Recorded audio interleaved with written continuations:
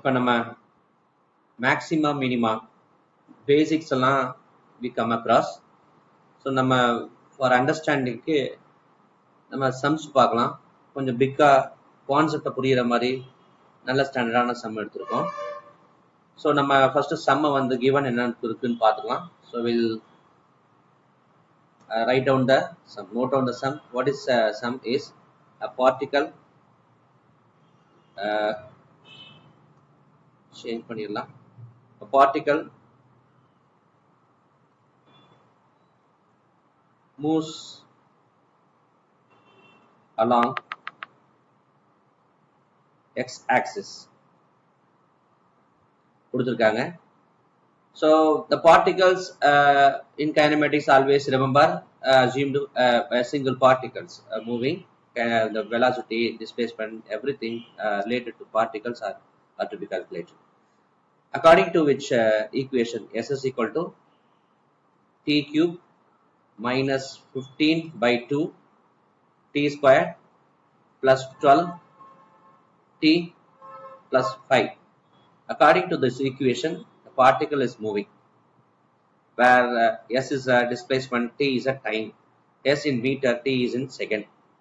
So a particle movement displacement is a function of time, cubic polynomial here, and we need to understand about, and we'll have determine to find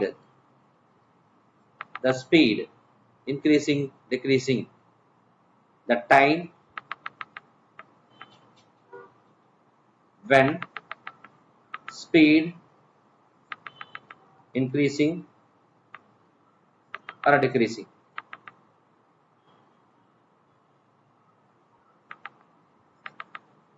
Time at which the speed start to increasing, decreasing நம்ம கண்டுபிடிக்கணும்.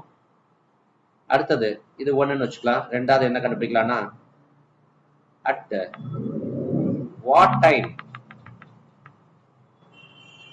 velocity changes its direction கண்டுபிடிக்கணும்.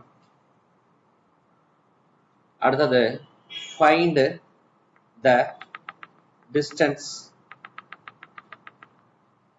traveled in the first 6 seconds. இப்போ மூணு விஷயத்தை கண்டுபிடிக்கணும். சரி, இப்போ displacement டைமை பொறுத்து கொடுத்துருக்காங்க.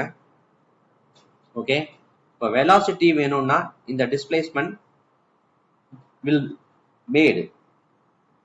be made differentiation with respect to t. So displacement is made differentiation with respect to time na, that will gives us instantaneous velocity கண்டுபிடிச்சிடலாம். velocity ஒரு தடவை டைமை பொறுத்து டிஃபரன்ஷியேட் பண்ணா ஆக்சிலரேஷன் கண்டுபிடிச்சிடலாம். ஸோ நம்ம அந்த ஃபார்மை ஃபர்ஸ்ட் கண்டுபிடிச்சிக்கலாம். So velocity displacement s is equal to t cube minus 15 by 2 t square plus 12t plus 5. இதை டிஃபரன்ஷியேட் பண்ணுங்க. அப்ப v equal to ds by dt இல்லை தானே? அப்ப இது என்ன வரும்? 3t squared வரும். இங்க 15 by 2 தனியா வச்சிருங்க. இங்க 2t வரும், plus 12 of 1 வரும், இங்க plus 0. ஸோ இதை டிஃபரன்ஷியேட் பண்ண ஃபார்ம் வந்து என்ன கிடைக்குது அப்படின்னா 3t square minus 15t plus 12 அப்படின்னு கிடைக்குது வெலாசிட்டி. இது அகைன் நான் டிஃபரன்ஷியேட் பண்ணுறேன். dv by dt, that is acceleration, instantaneous acceleration. அது என்னன்னா இங்க 3 of 2t வரும், இங்க minus 15 of 1 வரும். ஸோ என்ன வருது அப்படின்னா 6t minus 15. இது ஆக்சலரேஷன். இப்போ மூணு ஃபார்மு நான் கண்டுபிடிச்சிட்டேன். இப்போ மூணு ஃபார்மு கண்டுபிடிச்சிட்டு நான் என்ன பண்றேன், இதை ஃபேக்டரைஸ் பண்றேன். ஏன் ஃபேக்டரைஸ் பண்ணோம்னா at what time the velocity changes it's direction கேட்குறாங்க. அதனால நான் ஃபேக்டரைஸ் பண்ணேன்னா ஈஸியாக இருக்கு. ஸோ பாருங்க, இதுல காமனாக என்ன எடுக்கலாம் அப்படின்னா 3 வெளியே எடுத்துடலாம்.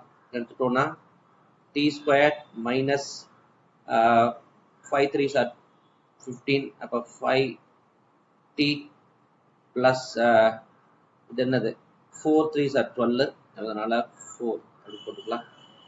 ஸோ இப்போ நம்ம இதை ஃபேக்டரைஸ் பண்ணோம்னா 3 ஆஃப் மல்டிப்ளை பண்ணால் 4 ஆட் பண்ணால் -5 வரணும். மல்டிப்ளை பண்ணால் 4 ஆட் பண்ணால் -5 வரும். மல்டிப்ளை பண்ணால் +4. அப்போ -1 -1 போட்டுக்கலாம், -4 போட்டுக்கலாம்.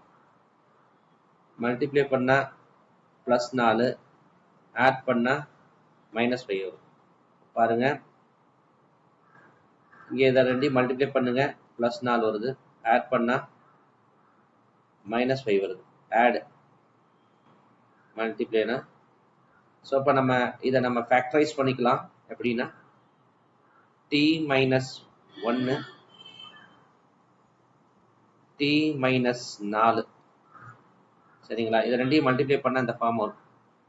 அப்போ என்ன கிடைக்குது அப்படின்னா, ஆக்சுவலாக இந்த வெலாசிட்டி எப்பெல்லாம் 0 ஆகுது அப்படின்னா, ஆக்சுவலாக வெலாசிட்டி வந்து 1 வந்துச்சுன்னா, டைம் வந்து t = 1னா 0 ஆகுது, t = 4னா 0 ஆகுது. அப்போ வெலாசிட்டி 0 ஆகுதுன்னா அந்த டைமில் தான் என்ன ஆகுதுன்னா சேஞ்ச் ஆகுது, டைரக்ஷன் சேஞ்ச் ஆகுதுன்னு. 0 ஆகிட்டு மேலே கல்லை தூக்கி போகிறோன்னா வெலாசிட்டி மேலே பெருமை ஹைட் அடிச்சிடும், மேக்ஸிமம் ஹைட் போயிட்டு திருப்பி என்ன ஆகும், ரிவர்ஸ் ஆகும். அப்போது என்ன ஆகும், வெலாசிட்டி டைரக்ஷன் சேஞ்ச் ஆகும்ல. சரி, அது மாதிரி இப்போ இது ஓகே. ஸோ இப்போ நம்ம கணக்கில் கேட்டுக்கிறத நம்ம சால்வ் பண்ணிடலாம். இப்போ நம்ம ஆக்சுவலாக இதை நம்ம புரிஞ்சுக்கணுன்னா கணக்காக நம்ம பார்த்து புரிஞ்சுக்கிறது ஒன்றும் ஓகே.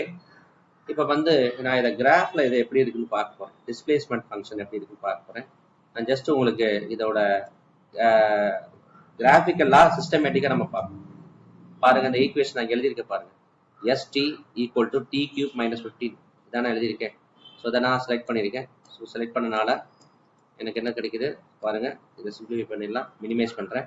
ஸோ இந்த கிராஃபை பாருங்கள், அதாவது டிஸ்பிளேஸ்மெண்ட்டு டைம் ரெஸ்பெக்ட் பண்ணி டிஸ்பிளேஸ்மெண்ட்டு எப்படி சேஞ்ச் ஆகிருக்குன்னு தெரியுது.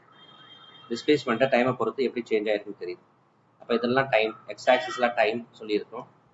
எக்ஸ் வந்து டைமு, சரிங்களா? இந்த எக்ஸ் ஆக்சிஸ் வந்து டைமை டினோட் பண்ணுது, இதெல்லாமே டைமை டினோட் பண்ணுது. ஒய்ங்கிறது இந்த பார்ட்டிகளோட பொசிஷனை டினோட் பண்ணுது. அப்போ பாருங்க, இந்த டைம்குள்ளர பொசிஷன் வந்து என்ன ஆகுது, ரிவர்ஸ் ஆகுது. இந்த பாயிண்ட்ல ரிவர்ஸ் ஆகுது, திருப்பி இந்த பாயிண்ட்ல ரிவர்ஸ் ஆகுது, பொசிஷன் ரிவர்ஸ் ஆகுது. அதுதான் நம்ம பார்த்தோம், சரிங்களா? அப்போ வெலாசிட்டி என்ன, வெலாசிட்டி கிராஃப் என்ன எப்படி இருக்கும் அப்படின்னா பாருங்க, வெலாசிட்டி கிராஃப் வந்து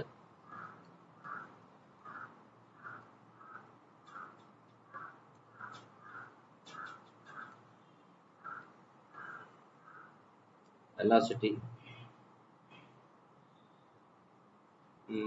கிராஃப் இதில் பார்ப்போம்.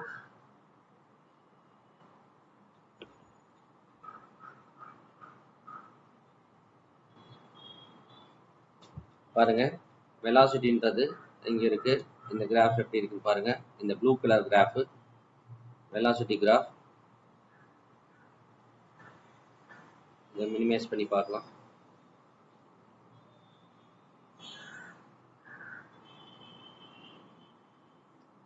அப்போ இந்த இதை பாருங்க, வெலாசிட்டி கிராஃப் எப்படி இருக்கு, ப்ளூ கலர் இருக்குல்ல. ஸோ இதான் வெலாசிட்டி கிராஃப். இந்த இடத்துல வெலாசிட்டி டைரக்ஷன் சேஞ்ச் ஆகுது, வெலாசிட்டி டைரக்ஷன் சேஞ்ச் ஆகுது. இந்த இடத்துல வெலாசிட்டி என்ன ஆகுது, 0 ஆகுது. ஒய் ஆக்சிஸ்ங்க வெலாசிட்டி, இது இந்த டைம் இன்டர்வல், இது வந்து எக்ஸுங்கிறது டைம் இன்டர்வல். ஸோ ஆக்சலரேஷனுங்கிறது ஒரு ஸ்ட்ரைட் லைன் வருது பாருங்க. இது பாருங்க, இந்த கிரீன் கலர் காட்டுறோம்ல, green colour straight line. Blue கலரை பார்த்தோம்னா இது வெலாசிட்டி கிராஃப், இந்த ரெட் கலர் வந்து டிஸ்பிளேஸ்மெண்ட் கிராஃப். ஸோ இதுதான் நம்ம பார்க்க போகிறோம். நம்ம சால்வ் பண்ணிவிட்டு ஸோ இந்த கிராஃபில் எப்படி இருக்குன்னு நம்ம ஒரு ஐடியா தெரிஞ்சுக்கலாம். இது 3Dலையும் பார்க்கலாம். 3Dயில் என்ன கொடுத்துருக்காங்க பாருங்கள், 3Dயில் கொடுத்துருக்க அனிமேஷன்ஸ்லையும் பாருங்கள். ஒரு ரெட் கலர் லைன் வந்து ஆக்சலரேஷனை காட்டுது. யூ மாதிரி திக்கு கிரீன் கலர் வந்து எதை காட்டுதுன்னா வெலாசிட்டியை காட்டுது. அண்டு எஸ் மாதிரி போட்டிருக்கோம்ல, அது வந்து கிராஃப் எஸ் மாதிரி, அது வந்து டிஸ்பிளேஸ்மெண்ட் டைமை பொறுத்து, சரிங்களா? ஸோ இப்போ இதை நம்ம புரிஞ்சுக்கலாம், ரைட்? ஸோ இப்போ நம்ம சம்ஸ் போகலாம். சம்ஸில் பாருங்கள், இப்போ இதை நான் ஃபேக்டரைஸ் பண்ணேன்னா இது வருது. ஃபேக்டரைஸ் ஏவை ஃபேக்டரைஸ் பண்ணுங்க. பண்ணும்போது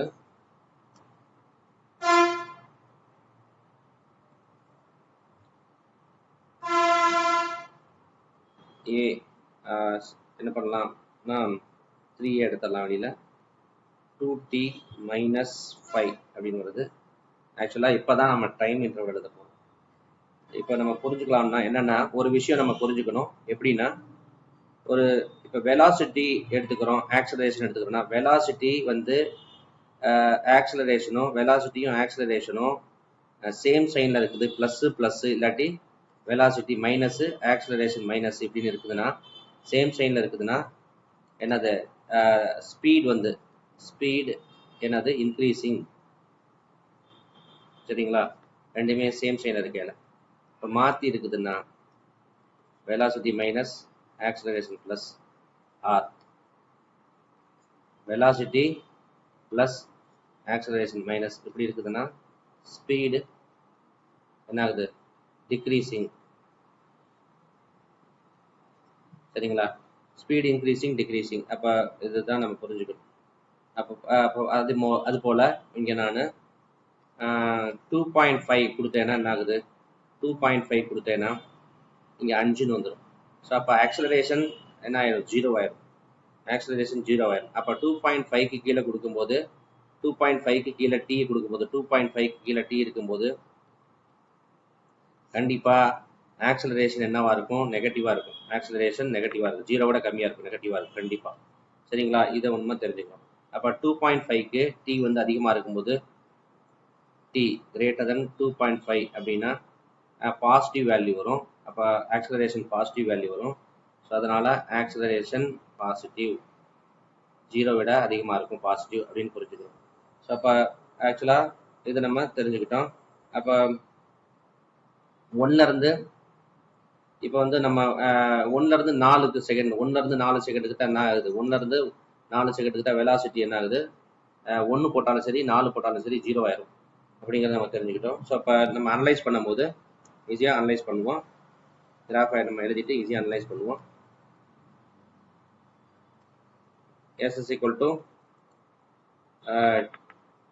t cube minus 15/2 t square plus 12t plus 5. அப்புறம் velocity equal to 3 of t minus 1 t minus 4 அப்படின்னு எழுதிக்கலாம். acceleration equal to 3 of 2t minus 5 எழுதிக்கலாம். இப்போ t வந்து 1 விட கம்மியாக இருக்குது அப்படின்னா t வந்து 1 விட கம்மியாக இருக்குன்னா வெலாசிட்டி என்ன ஆகும்? வெலாசிட்டி 1க்கு வெலாசிட்டி 0 ஆகும். 1 விட கம்மியாக இருக்கல வெலாசிட்டி இதுக்கும் மைனஸ் தான் இதுக்கும் மைனஸ் தான் வரும். அப்போ பாசிட்டிவ் வெலாசிட்டி வரும். நான் புரிஞ்சுங்க.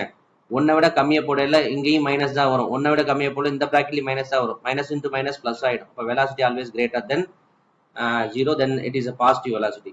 இப்போ பாசிட்டிவ் இந்த டைம் இன்டர்வல்ல 1 விட கம்மியாக இருக்கல பாசிட்டிவ் வெலாசிட்டி. அப்போ 1 விட கம்மியாக இருக்கல ஆக்சலரேஷன் என்ன? 1 போடுங்க. 1 போட்டால் என்னது? நெகட்டிவ் வருது. ஆக்சலரேஷன் வந்து நெகட்டிவ் வருது. 0 விட கம்மியாக இருக்குது. அதே 1 இங்கே போடுங்க. போடும்போது என்ன ஆகுது? 1 விட கம்மியாக போடுங்க. 1 போட்டால் என்னது? 2 மைனஸ் வருது. 1 விட கம்மியாக போட்டு 0.5 கொடுங்க. 0.5 கொடுத்தா 1 அப்பவும் மைனஸ் தான் வருது. அப்போ வந்து ஆக்சலரேஷன் இஸ் நெகட்டிவ். அப்போ வெலாசிட்டி பாசிட்டிவ், ஆக்சலரேஷன் நெகட்டிவ். அப்போ அது ரெண்டும் டிஃப்ரெண்ட் சைன் வருதுன்னா என்ன சொல்லலாம்? Speed is decreasing.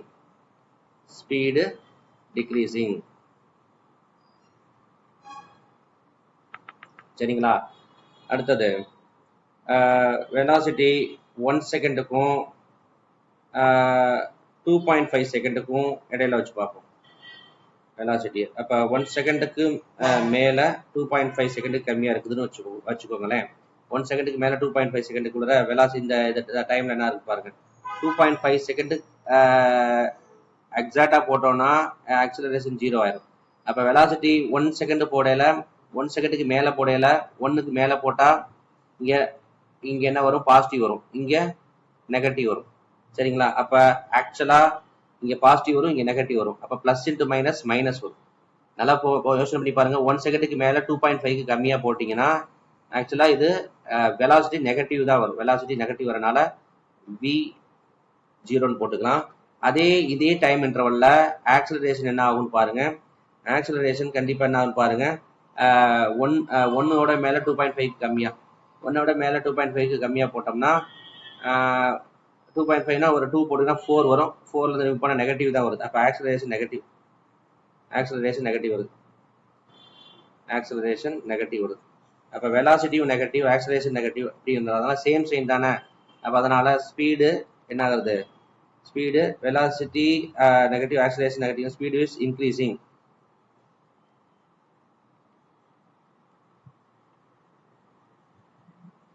ஏன்னா ரெண்டுமே சேம் சைன் வருது, அதனால ஸ்பீட் இஸ் இன்க்ரீசிங். சரிங்களா? ஒருவேளை இந்த டைம் இன்டர்வல்ல கவனிங்க. 2.5 செகண்ட்ஸ் வச்சுக்குவோம், 4 செகண்ட்ஸ் வச்சுக்குவோம். இதுக்கு மேல இப்படி வச்சுட்டோம்னா டி வந்து வச்சுட்டோம்னா என்ன ஆகுனா கண்டிப்பா இதுக்கு இந்த வேல்யூக்கு என்ன பாருங்க, 2.5க்கு 4க்கு இடையில நீங்க போடும்போது வெலாசிட்டி வேல்யூ 2.5க்கு மேல 4 செகண்டுக்குள்ள போடும்போது வெலாசிட்டி என்ன ஆகுது?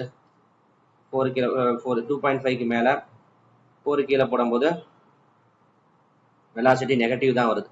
போட்டு அந்த டேலி பண்ணி பாருங்க ஈக்குவேஷன்ல. அப்ப வெலாசிட்டி நெகட்டிவ் வருது, வெலாசிட்டி நெகட்டிவ். இதே இதுல 2.5க்கு மேல 4 போட்டீங்கன்னா ஆக்சிலரேஷன் என்ன வருது? பாசிட்டிவ் வருது. ஆக்சிலரேஷன் பாசிட்டிவ் வருது.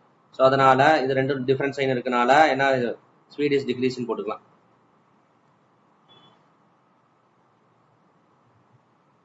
சரிங்களா? ரைட்டு. அப்போ இன்னொன்று சொல்ல போனோம்னா இங்கே சொன்னதெல்லாம் முடிஞ்சாச்சு. இங்கே எப்போ மேலே எப்போ ஸ்பீட் இன்க்ரீஸ் ஆகும் டிக்ரீஸ் ஆகுங்கிறத கண்டுபிடிச்சாச்சு. அதே போல் இங்கே வெலாசிட்டி ஈக்குவேஷன் நம்ம பார்த்தோம்னா, வெலாசிட்டி ஈக்குவேஷனை பார்க்கும்போது 1லையும் 4லையும் தான் வெலாசிட்டி 0 ஆகுது. அதனால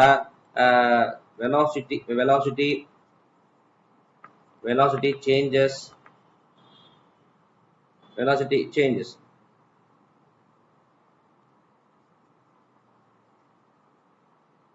t equal to 1 and 4 seconds. சரிங்களா? t equal to 1 and 4 secondsல velocity change ஆகுது அப்படிங்கிறத தெரிஞ்சுக்கிட்டோம். ஏன்னா அந்த செகண்ட்ல தான் 0 ஆகும், அப்போ வந்து சேஞ்ச் ஆகும். ஸோ நம்ம கிராஃபையும் பார்த்தோம் இல்லையா?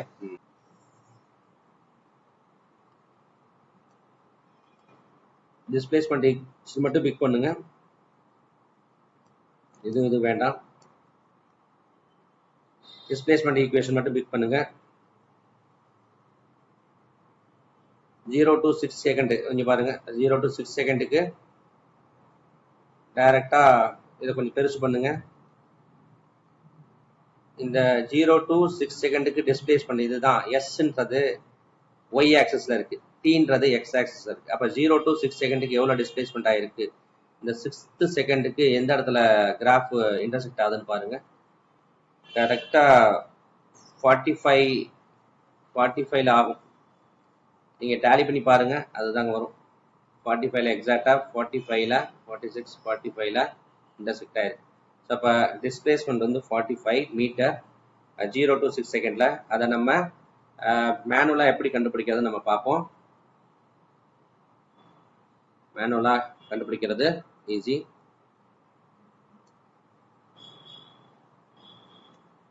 பாருங்க, இப்ப t equal to 4 செகண்ட்ல -3 மீட்டர்ல இருக்கு. t equal to 0 செகண்ட்ல 5 மீட்டர்ல இருக்கு. t equal to 1 செகண்ட்ல 10.5 மீட்டர்ல இருக்கு. அந்த t equal to 6 செகண்ட்ல 23 மீட்டர்ல இருக்கு.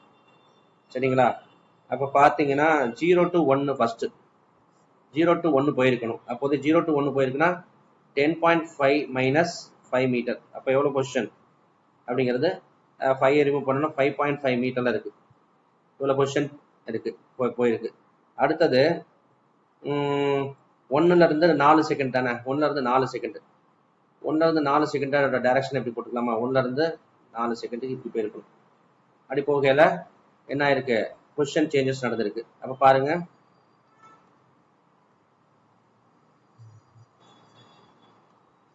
-10.5 பொசிஷன்ல இருந்து -3